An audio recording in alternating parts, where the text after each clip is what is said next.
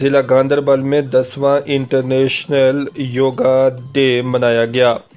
اس حوالے سے physical education college گاروڑا میں ایک یوگا تقریب منعقد کی گئی، جس میں یوگا شائقین کی ایک بڑی تعداد نے حصہ لیا۔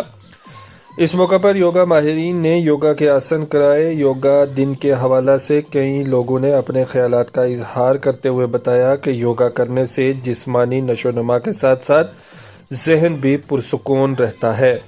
نیز انہوں نے بتایا کہ اس دن پر وادی میں وزیر اعظم ہند کی شمولیت سے لوگ یوگا کی طرف زیادہ راغب ہو رہے ہیں۔ تقریب کا انعقاد محکمہ آیوش نے دیگر محکموں کے اشتراک سے کیا تھا۔ دیکھیے گاندربل میں یوگا ڈے کی مناسبت سے منعقدہ تقریبات پر مبنی مختار احمد کی رپورٹ۔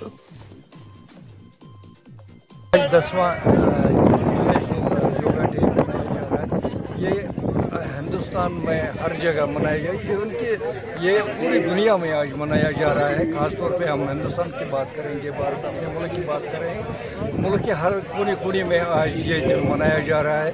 اور اسی طرح سے جموں کشمیر اور ہمارے جو اس وقت ڈسٹرکٹ گاندربل میں ہم موجود ہیں، ہم بھی یہ یوگا ڈے جو ہے اس وقت منا رہے ہیں۔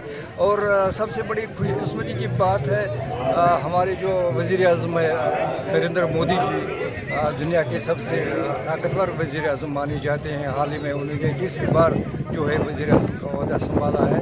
آج انہوں نے یہاں